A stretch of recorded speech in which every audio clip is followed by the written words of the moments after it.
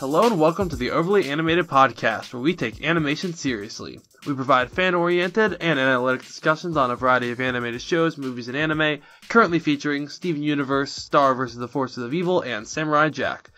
I'm Justin Cummings, and today I'm joined by frequent commenter Steve himself, Steve Zec. Yo. And Andy Potter. Hey. I forgot your last name for a second, but that's okay. Because today, the three of us are here to discuss our top 5 short-lived shows. I gave these guys no rules, no boundaries as far as episodes, what top 5 short-lived shows even means. So, throwing them in the frying pan, hopefully they do well. You can find this podcast at overlyanimated.com or by searching on iTunes. Yeah, overlyanimated.com/iTunes. Find us there. Or podcatchers such as Stitcher and Google Play. I jumbled that, but you guys know where to find us. Yeah. So, before we start, did anyone have something they needed to say? Steve?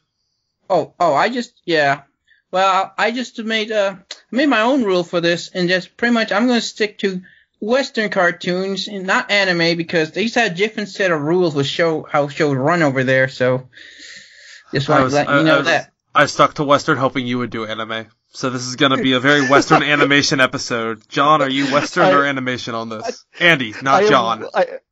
I have one anime on my list. Oh, okay. I'm already tired. This is going to be a fun episode. So let's start. I think right now, Andy, you're the most coherent. So, Andy, what's your number 5? My number 5 is Batman Beyond. Yes. It lasted for 3 seasons, covering 52 episodes. It was the sequel series to the Batman animated series, also run by Bruce Timm. This show is it's great. It really deserved to have a lot more episodes. It's about a teenager named Terry McGinnis and his run-ins in his eventual becoming of Batman. But the great thing about this show is that Bruce Wayne isn't dead. Bruce Wayne is still alive, and he's this bitter, tortured soul, and he helps the new Batman, and it creates these really heartfelt and really dark episodes, and it's just great. Unfortunately, the show ended abruptly because Justice League Unlimited started, and a lot of Bruce Timm's energy went into that instead of this show. Now, we did get that tie-in at the end of Justice League Unlimited. Yes, I was going to mention that, which it's even called Epilogue, which is just Bruce Timm going, yes, this is an episode of Batman Beyond, not an episode of Justice League Unlimited. That episode is amazing too. Any comments, Steve, on Batman Beyond? Wow, it's a great show. I saw a little bit of it when I was younger, and it was I remember Kim Possible sort of parodied that one, ironically, because the voice of Forget Terry is also Ron Stoppable, and you had this episode with KP when you had this Adam West play this kind of a parody of Batman. So I remember the most about that, and I do remember for some reason you had old woman Barbara Gordon. I think you had old Selena Kyle. I don't remember exactly, and I do remember the that movie with the Joker. That was a great movie. Yeah. That's a great movie. Yeah, and I also loved the little twist at the end with about in that movie with something to do with Harley Quinn. I won't spoil it, but you guys know what I'm talking about. Yeah. So, I'm very glad to hear you mention Batman Beyond. You could argue Terry McGinnis is one of my favorite animated superheroes, and as such, we will be having this discussion again later on, Andy, in a couple of hours as we're recording. That's going to be interesting. So yes, it will. You're going to get sick of talking about Terry McGinnis by the end of today, but Batman Beyond is such a good show. Definitely, it could have gone longer, and yeah, it was great. Steve, what is your number 5? Okay, number 5 is something that would be familiar to you, Justin, since you recently did a podcast about it, and that is American Dragon Jake Long, a show I thought also abruptly ended, and especially watched the last episode, Hong Kong Longs. That should have been a 2-parter. It was a show, like I said, I don't think I have to go over the history since you guys discussed it before, but you want me to go over it again? We only have less than an hour, so no, we're good. Okay, we skipped that. Don't worry, I got all the 4 picks. My top 2, though, I think most of you can agree with top 2. I would not be surprised if we had the same top 2, but I don't want to. But we'll see. We won't. I dug deep. We won't. Okay. I've also watched Jake Long. Oh, sorry, Justin. Oh no, you go. I've also watched Jake Long, and it's a pretty fun show. I don't remember much, but I watched it more as a kid. But I do remember it just ending really suddenly and just kind of just no more. It was just really strange. I do think it deserved a few more episodes at the very least. Oh, and this is how I make my list. List of pretty much shows I felt I wanted more. I felt, wanted more, Also, not too many. And Jake Long did feel I could use more. I didn't feel fully satisfied, with the exception of maybe one show on my list. But yeah, you understand. That's how I made my list. Shows I felt like I wanted more. And Jake Long, even though it had 52 episodes, it felt like that to me. All right, so my number 5 is the way I ordered this. I went by shows I think need more episodes, but also I tried to keep the super obvious ones lesser on the list because I wanted to highlight some other stuff. My number 5, though, is Cat Scratch from Nickelodeon, only getting 20 episodes. I loved Cat Scratch as a kid, and I was too young to understand shows got canceled. And I was wondering, where did it go? Why are there not new episodes? And then I was saddened to learn it was over. But for those who haven't seen this show, it's 3 cats who live together. It's basically Pinky and the Brain and then someone relatively normal. And it's just a wonderful show. It's weird, it's wacky, it's early 2000s Nickelodeon, and I would have rather seen more of this if it meant maybe we ended SpongeBob a season or 2 ago, or ended Fairly Odd Parents a season or 2 ago. If we had kept this another season or 2, I would have been so happy. It only got 1 season. Have either of you seen Cat Scratch? I have not.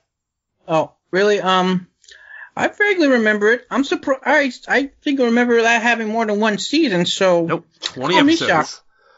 So, that is my number 5. Let's keep on rolling. Andy, what is your number 4 pick? Okay. My number 4 is probably this one probably needs the least introduction. My number 4 is Gravity Falls. Oh, it's on my list. Not on my list. Okay. All right, we're good.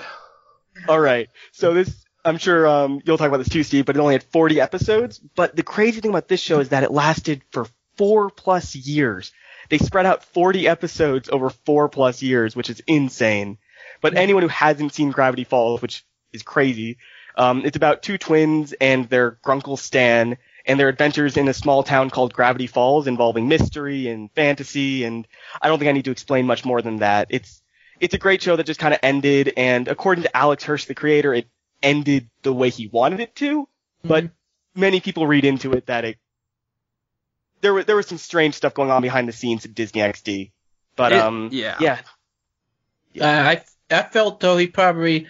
Like, the second half of season 2 was his intended season 3, so things got a lot of filler kind of got rushed out, which I love filler on that type of show, so that's why I felt happened. We got all the story, but we kind of was taking away some good fun filler episodes, maybe even some episode that could have developed more of my favorite character, Pacifica. I thought you were going to say Waddles.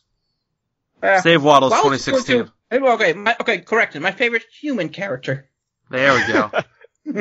Steve, what is your number 4? Please let it not be Gravity Falls. Please let that be later. No, that's not yet. But it's in the top 2, I'll tell you that. My number 4 pick is a show from the 90s. It's a show for adults, really, but actually, no, show for it's not a kid's show per se. It's a show that was canceled twice. A show called The Critic. Yes, I love The Critic. Oh, it's a show that it originally aired in 94 on ABC. I don't know how many episodes they did in ABC. I don't know, like a season full. It was canceled, and then in 95 was picked up by Fox. And after 1 season, it was canceled again.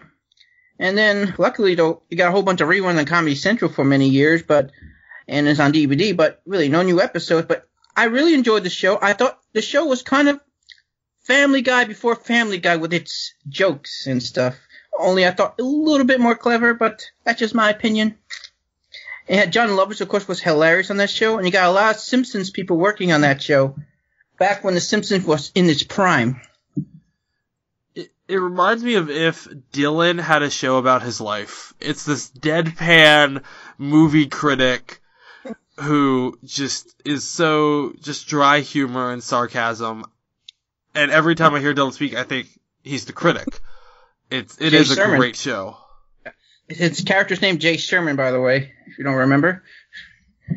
I've never seen this show, but just by your description, Justin, I guess I have to watch it now. It's basically Dylan, and don't tell him I said that, except I know he's gonna listen to this to edit, so, love you, boss. My number 4 pick is Invader Zim. I had to put it low because it is coming back for a TV movie, and everybody knows about Invader Zim.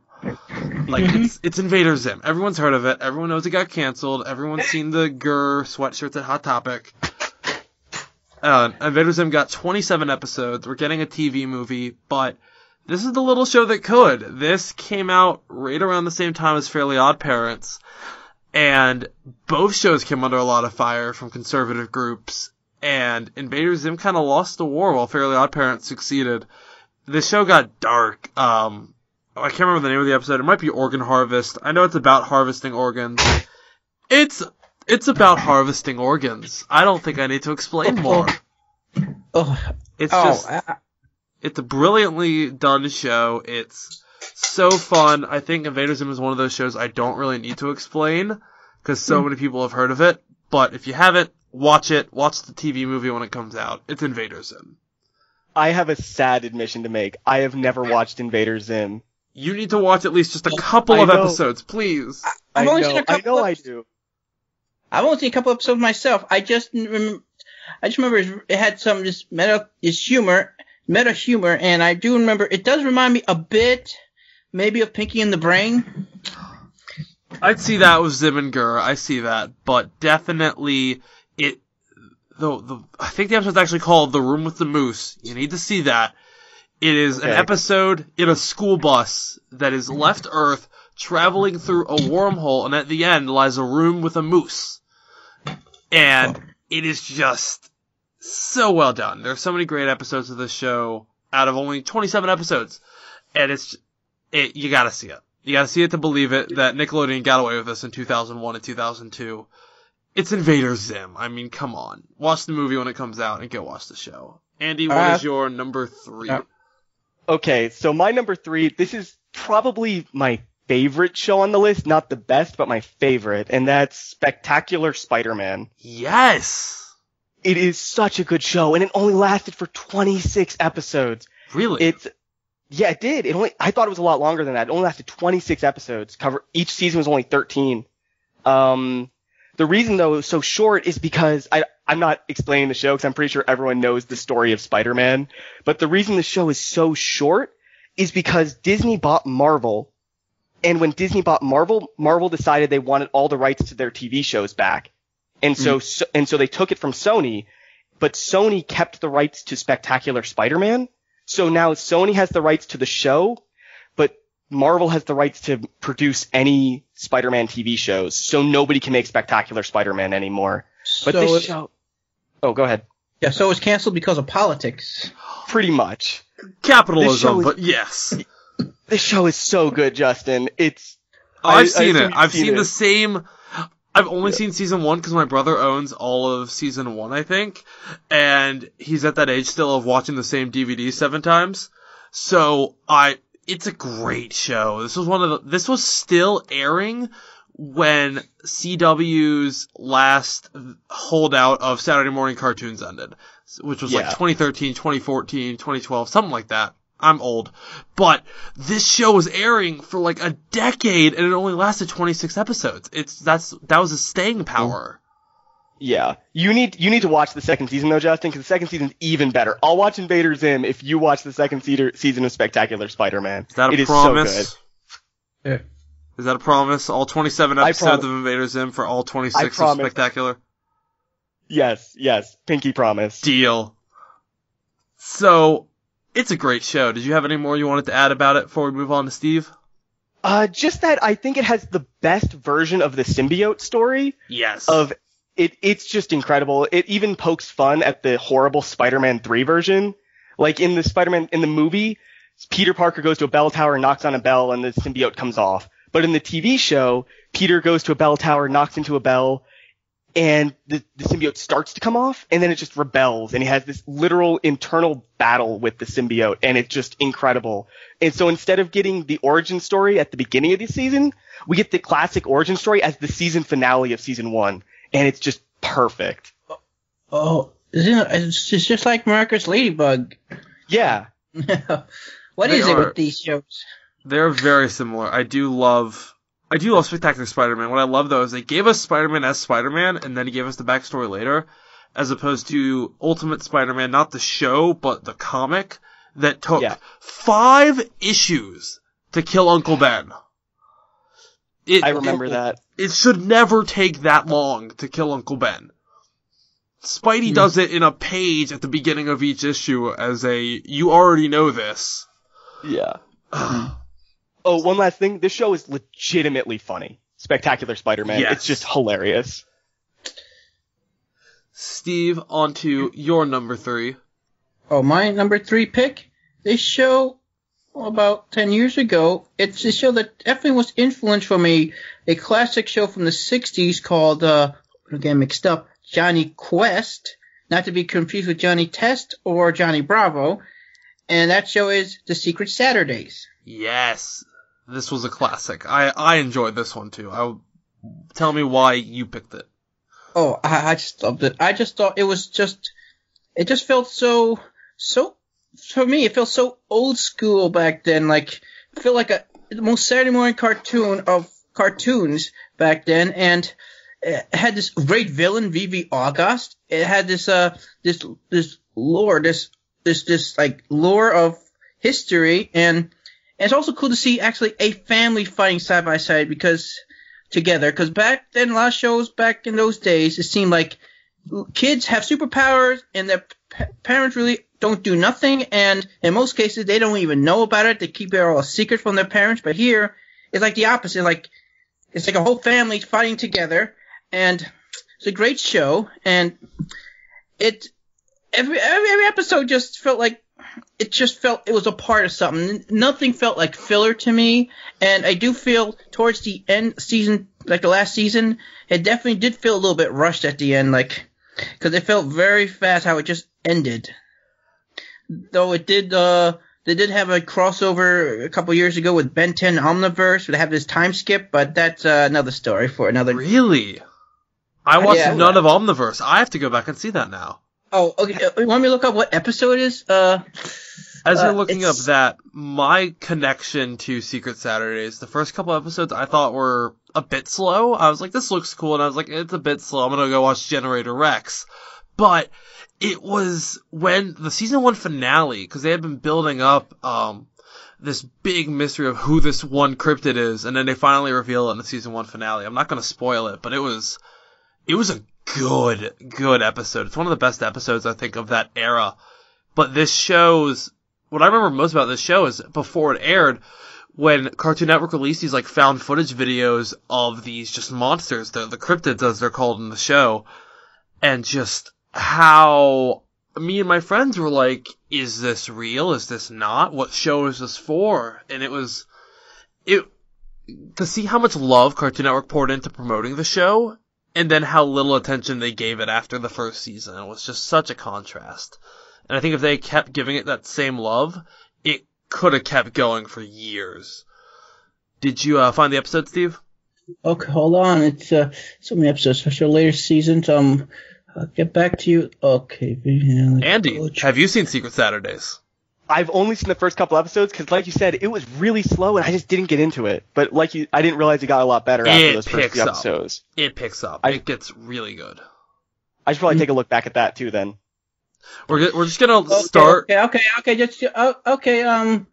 Here's the episode. It's the first episode of the story season, the 4th story arc to do all the duplicates. Episode 31, and it's TGIS. It's T.G.I.S. Nice. That is episode It originally 31 of aired October Omniverse? 5th. Yeah, it aired October 5th, 2013.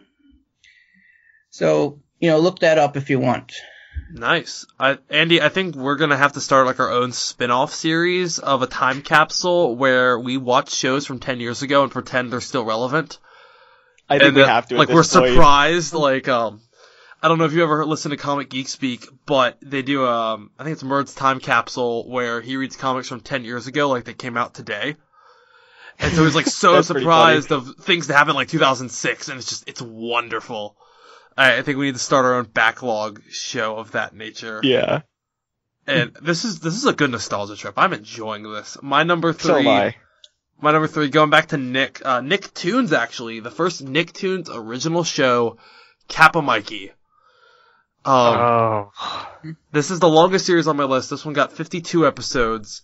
And the basic premise of this show is an American kid gets to go star in an anime. And, because in this show, anime is live action, because they are anime characters. I remember this now. And the great thing about this show, everyone from Japan is drawn in an anime style, and everyone from America is drawn in an American style. And it's so funny, it pokes fun at every trope of anime and Western animation. It pulls no punches, it's hilarious, the cast especially. In the show, you've got your in the show within the show, Lilamoo, you have your traditional 80s anime villain. Purple skin, blue hair. Oh, I am the ultimate evil, ah. But in the regular world of the show, he's just a sweet, kind guy who's just also really, really big. The princess in Lilamoo is really, really jerky and annoying in the regular world. The kind of stronger girl in Lilamoo, the more cool, silent type, the strong one, is a complete mush. And the Pikachu of the show, Guano, in Lilamoo just says guano guano all day. And in reality, he is paranoid and anxiety-ridden and a genius and just this little puff ball of anxiety, which is me on a regular basis. So I've always loved Guano since I was a child, which is the weirdest sentence I've ever said. But curse the show for making me say these things, but it's so good, and it only lasted 2 seasons, and Nicktoons kind of burned it off towards the end, but I think if they kept it going, especially kept it going something like now, if they started parodying more modern anime, I think they could have done so much with this show. It had so much room, it was so clever, and it was so meta, which this was at like 2005 when we weren't getting a lot of the meta humor we're getting nowadays, right? The days of Garfield and Animaniacs and a critic breaking the fourth wall were gone, and the days of current shows breaking the fourth wall weren't quite here yet, and it was just in this weird odd period where it was trying to do meta humor in an environment where that didn't exist. I'm not sure if this was exactly a Nicktoons show might have aired on it, but I think I remember serves me. I think it was originally one of those French animated shows, but I could be wrong. I think this one might have been a co-production, but I know it was heralded as the first Nicktoons original. Oh, well, I could say that. Who knows if it's the truth? But I do remember. But it does remind me a little bit of Who Framed Roger Rabbit and how different, Baby Herman's personality within the cartoon and when he's not in character. I don't know if you know. It's a lot like that. It's a loving tease at anime and Western animation, and I think it does a good job of not only lampooning Japanese culture but American culture. And it does so in a way that's never mean-spirited. It's always fun. I think my favorite moment is the recycling episode, where Guano sings a song about recycling and how in America there's only 3 recycling bins, but in Japan there's 52. And there's this great moment where he has a PowerPoint. He's like, Japan is an island, and the whole cast is just shocked and almost just in disbelief that Japan is an island, even though they live there. And it's so great. It's a great show. It needed more. It needs to be brought back today so we can make fun of new anime. Oh, I agree. Though I do think there's some animes within anime that do that now. I don't know, show I sent you a link to recently, Justin, Akiba Trip. the animation, that's a pretty show you gotta check out. A show I really liked about 5 years ago called Good Luck Girl. Look that up. That definitely parodies anime and manga, but alright. Andy, That's all number 2. Yes. My number 2 is another big one. I didn't list mine like yours where I put the big ones at the bottom or anything. I just put them as the best.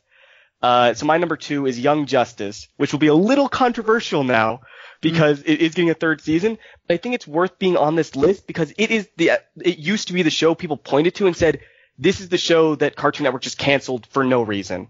People just pointed at, well, they had a reason, but to the fans, it was just, this is a great show with people watching it. Why are you canceling it? And it just, I don't know how much I need to describe about it. I mean, it's about superheroes in a team and they have a lot of adventures, but it just had a lot of heart, a lot of drama, and it just ended abruptly just because Cartoon Network thought it was marketing too well to girls, essentially. And it was horrible. I think I know the reason. Steve? I think it was, I'm yes, sorry. give us your answer.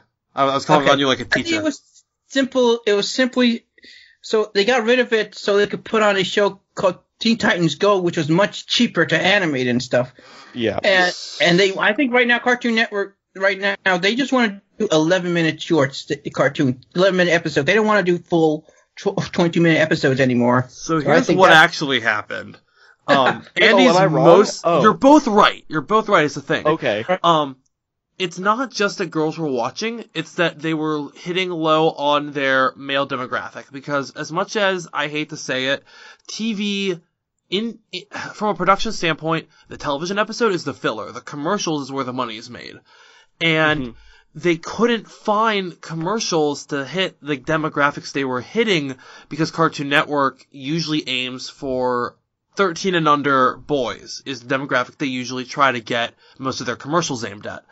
And so the audience they were capturing was older women, and most of the traditional commercials you put in for that audience, they couldn't air. And so it was either cancel Young Justice and put a show that would hit that key demographic they wanted, or completely switch their key demographic and start having tampon commercials on Cartoon Network, which the executives at the time were like, no! And so, whether that was the right call or not, I don't know. It wasn't, so it was both. Teen Titans Go definitely hits that young male demographic very strongly in the ratings, consistently. Yeah. And Young Justice was bringing in a lot of girls, and it's not that girls were watching and that girls weren't buying the toys. It was that they couldn't get the commercials to hit the demographics they were hitting. And so it was a bit of both. It's still stupid it got canceled. I don't know what channel it's going to come back on now. I think it's Netflix. I'm pretty sure. I've heard rumors it's going to go to CW Seed. I don't care where it goes. As long as we get it. Yeah. I mean, it's crazy because it's been 4 years since the 2nd season ended. It's insane. Yeah, it's like another show I know that took 4 years to give us a season, except that one didn't get canceled. Attack on Titan. Oh, well, don't get me started. Is that on your list? No. It's not low on my blow. list either. But, Steve, number 2 before I rant about Attack on Titan. Okay, number 2, you already mentioned Gravity Falls. Okay. You want me to go over again, or we just move on? Just give your edition. Andy, no, you can't comment on his edition of Gravity Falls. Okay, well, Gravity Falls, I just love it. It had such a good mix of humor and action and dark. It was dark, but still funny, but not too dark. And especially, the best example is Bill Cipher, man. Bill Cipher, he is one of the most hilarious villains ever, but at the same time, one of the most dark, scariest villains ever. He's like you mentioned, like a coup from Samurai Jack. That's who Bill reminds me a lot of, because he could do it all in terms of being a villain. And of course, I already mentioned my favorite character, Pacifica Northwest. I wish they could have done more with her. And of course, I love the whole the Stan's twin, the whole twin reveal, and those two working off each other. And I love how they mirror Mabel and Dipper. I love those type of stuff. And the mystery, yeah. It was definitely. I could go rant all day on that. a good show. I think it could have gone longer. They could have done more filler, but I'm glad that Alex got to end it the way he wanted to. Like, that to me is the biggest thing. It may not have gotten to run long, but he got to end it properly, which I think a lot of shows don't get. And speaking of segues and shows that didn't get their proper ending, my number 2 is Symbionic Titan. Oh, God. I have a feeling that's your number 1, isn't it, Steve? Yep. All right. Then I will definitely, I'll go into a little bit, and then you can wrap us up with that when you hit number 1. This was Genndy Tartakovsky's, this was his baby, right? He cemented himself as an animation legend with Dexter's Lab, Samurai Jack, Star Wars Clone Wars, the 2D animated series, which is incredible and underrated. And then, after a few years, he's like, you know what? I'm gonna make what I want to make. And he makes this incredible science fiction fantasy world, send-up of anime, beautiful style, mech show meets high school slice of life, and it was all so well done, and it only ran about half as long as it was supposed to. And it was again a similar situation to Young Justice. They couldn't get those demographics they needed. And I've made the argument with Michelle on the Samurai Jack podcast that this needs to be brought back on Adult Swim because it did well in reruns on Adult Swim in Toonami. Yep. And so this is just the fact that the show hasn't been brought back yet makes me think it might. I remember there was an issue of CN can't air it anymore because they somehow lost the rights to air it. I don't know what happened there, but they need to bring this back. We need to get a second season that properly wraps up the story. I want to know what happened to Otto and Kimmy. I know Steve cares about that a lot, so I'm not going to take his thunder. I'll let you do that when we get to number 1 so we have content for the back part of this episode. But this only got 20 episodes. We needed more. Symbionic Titan, we hardly knew ya. This was the same era as Secret Saturdays, and all those shows got maybe 1 to 2 seasons. They all needed more. Yet they kept running Ben 10 to the ground. Okay, Alien Force was good. Ultimate Alien was good. I don't hate that show. I agree. It's just been on for 12 years, and the new one, from what I've seen, is good. It is the first time I can look at a reboot on Cartoon Network and be like, good job. They've done well with it so far. They have? So, I should probably take a look at it then. They have. So, Andy, what is your number 1 short-lived show? So my number 1 is most often heralded as the best anime ever made. And for Steve, you should know what I'm about to say now, but my number 1 is Cowboy Bebop. I really expected Fooly Cooly. Oh, you did? You said short-lived, and I thought, short anime, 6 episodes, Fooly Cooly. Well, see, that's an OVA, though. I'm not sure that's the same as anime, but... We're not having this fight right now, Steve. Okay. Yeah, this is not time. But, this show went on for 26 episodes, and it's just an amazing space opera about a bunch of people who are just broken and looking for comfort with each other. But it's also just a really episodic show that just shows all these vignettes of all these amazing places in the solar system, amazing places, and even a couple places on Earth too. But this show it was just beautiful. It's one of the last fully hand-drawn animes, and it's just gorgeous. It's insane how beautiful this show is. And on top of that, they have the incredible Yoko Kanno making the most perfect music for this show. The music is the thing that makes this show work. From the opening theme song to the ending theme song, every episode there's something that's going to make you just tap your foot and even sing along sometimes. And it's just incredible. This show is it deserves all the praise it gets, is all I'm saying. And it only aired 26 episodes. Oh, and I do know it's one of the shows for me that I think it's both the Japanese and the English versions are excellent. It doesn't really matter which version you watch. You can't say about a lot of anime, sadly.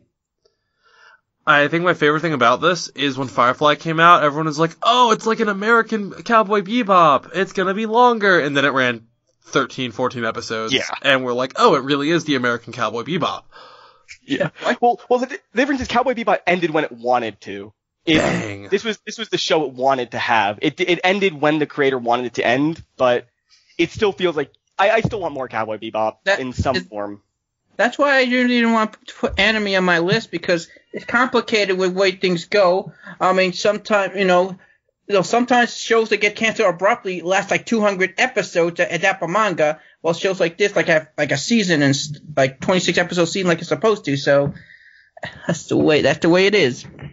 So, Steve, what is your number one short-lived show? We're all waiting to find out. Okay, drum roll please. Symbionic Titan. What? Yeah. I've never heard of this. Oh, it's a show that aired on Cartoon Network from 2010 to 2011. Fascinating.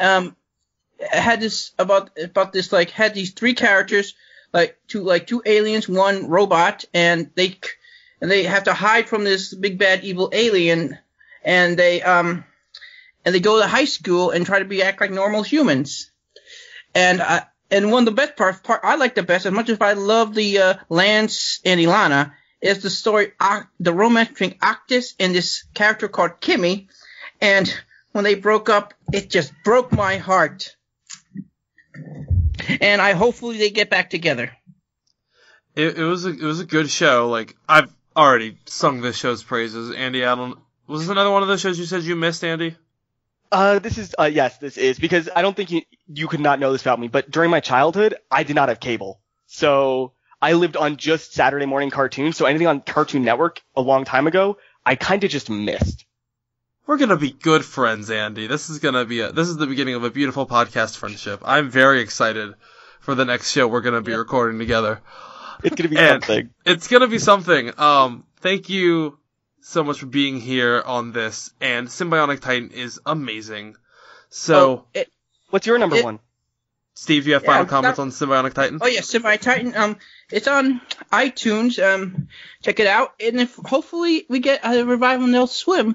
Before I heard Samurai Jack revival, my hope was the comic book continuation, because I thought that's the best we can do. But Samurai Jack is giving me hope. Gandhi has basically become the king of animation at this point. After he's the modern day king of animation, I would argue, at least in America. After pulling off Dexter's Lab, Samurai Jack, Star Wars, Symbionic Titan, he then went on, directed two very well performing movies, Hotel Transylvania 1 and 2. He's now doing a Luke Cage comic that's doing very well. He's back doing Samurai Jack on Adult Swim. He's just conquering wherever he goes. So hopefully either we'll get a Symbionic Titan comic like Luke Cage got, or we will get a Adult Swim revival, or a film, because again, he can do all three. And that's what's great about him. Oh, and Kimmy better find out the truth about everything. That's the one thing besides them. That's the thing I need to see. I agree. We need the end of the Kimmy arc. And moving on to my number one, it is the shortest lived Cartoon Network original series ever created. Ladies and gentlemen, my number one is Robotomy. Well, I don't even know what this is. Crickets. Never heard of it. This ran 10, 11-minute episodes. This aired a little bit after Adventure Time and regular show started. This was around the time of the Problem Solvers, if we remember that pile of garbage that somehow got on air. Maybe that's why I didn't see it. Yeah, it aired right after regular show, and it's from the creators of Super Jail. And it's basically Super Jail. It is these two robots, Thrasher and Blastus, who go to Harry S. Apocalypse High, gonna ignore the hidden innuendo in the name there. And it is just a wonderful show full of carnage and mayhem about life of destructive robots and these two teenagers who are, well, they're kind of slackers. They're not exactly murderous machines. And the show is so good. In only 10 episodes, they crammed in a bunch of guest stars. My personal favorite is Gilbert Gottfried as Tickle Me Psycho. But there were so many great guest appearances. They tackled so many great themes very early on in the show. We got like the standard puberty episode, the test episode, and it was a great show. Its humor was on point. It was full of carnage. It was bloodless carnage because it was PG, as opposed to Super Jail, which is just carnage. And it could have done so much more. It was scheduled for a 12-episode first season. It only got 10. And it was honestly one of the more mature shows there on Cartoon Network. It kind of blurred the line between CN and Adult Swim, so I could see either Cartoon Network or Adult Swim bringing this back. It was funny.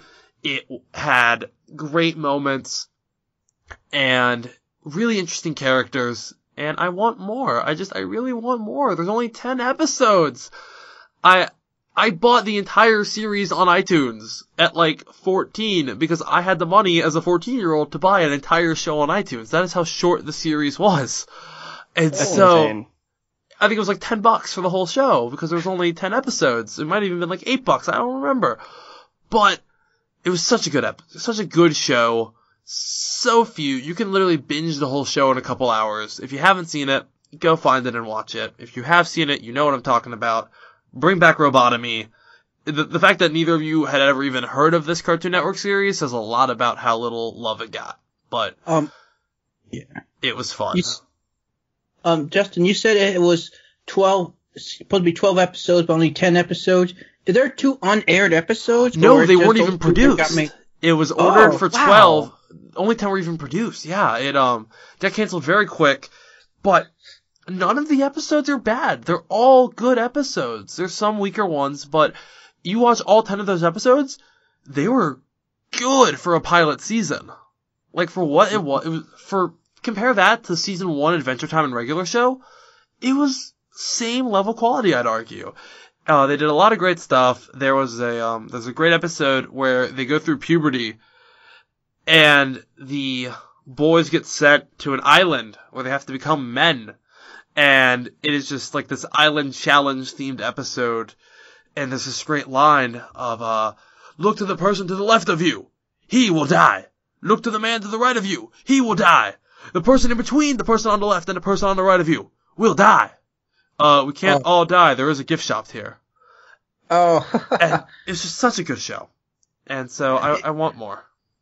All I'm hearing from you is that there's an island with a bunch of people trapped there and some people won't make it. That just sounds like the most Justin show ever, considering your love of total drama. Total Drama, Survivor, Hunger Games. Yeah. I have a type of show I like. Oh, you like to show people are trapped on places and like a game show. That's the type of show I like my people trapped, and I don't want them leaving. Gilligan's Island, all the way. Gilligan, whatever. I want them on that island. I gotta see if I can find any animes that had the same type of premise. I'm sure there are some. Danganronpa. Danganronpa. I need to watch that. But that is our list of top 5 short-lived shows. I think we only crossed over twice, which is really impressive, considering that I said Invader Zim and no one else said Invader Zim. Thank goodness. Because I was scared everyone was going to have that as number 1. So thank you for keeping this interesting, guys. This was a lot of fun. Any final thoughts? Well, no, it was fun. I'm glad our lists weren't completely the same. I did expect you guys to have my top 2 because that was so obvious, but I guess you guys surprised me. I had your number 1 before you had your number 1, so I don't want to hear it. Oh yeah, my email, probably I gave it away in my email when I said I would be on this. So. Yeah. Andy, final thoughts? A lot of animated shows just end well before they're supposed to, and it's really sad. If every show got to have the run it wanted to, there'd be a lot more good shows in the world. I remember one quick story, and then we'll sign off. One of my favorite anime ever is Gargantua on the Verdurous Planet, and they were going to make a season 2, and I was so ready for season 2, and it got canceled. And then they announced they were going to make it as a novel. They were going to take the entire planned season, make it as a novel. And I love when shows do this. Star Wars Clone Wars did this. They had a 10-episode arc planned for Asajj Ventress. Got canceled. They made it into a book. And I think it shows a lot that people care about these shows, that even if the show gets canceled, they're going to fight for this story to get told. Because, I mean, that's what we all love. We all love good stories. And I think today is just a testament to that fact. So, thank you. Go ahead. There's always fanfics. There's always fanfics. There's always fanfics. Always too many. One last more story, and then we'll sign off. One of my teachers, he had assigned, this was in 2000, he teaches a class on media and culture, and had assigned a Buffy the Vampire Slayer X-Files crossover fanfiction as homework. Well, he hadn't read all of it at the time that he assigned it. He goes home, reads it, finds out there's some X-rated content in there. he's like, I'm going to lose my job. He comes back, and sure enough, no one has done the homework at all. My God, thank God. So he's still teaching. They're 17 years later, but he's all like, for shame. How dare you not do the reading? All right, thank you so much, everyone, for tuning in and listening to us ramble about shows we love, which is kind of all we do here at this podcast. You can support us on iTunes by reviewing us and leaving star ratings. We love iTunes reviews so much. You can support us via Patreon at patreon.com/overlyanimated. Thank you to all of our current patrons, especially our patron of the podcast, Catherine, a.k.a. Cookie Cat. And thanks, as always, to our Patreon executive producers, John, Ryan, Steve, and Alex. Steve, Yep. Thank you. Oh, you're Specifically, welcome. because, I mean, you're here, so I might as well thank you twice.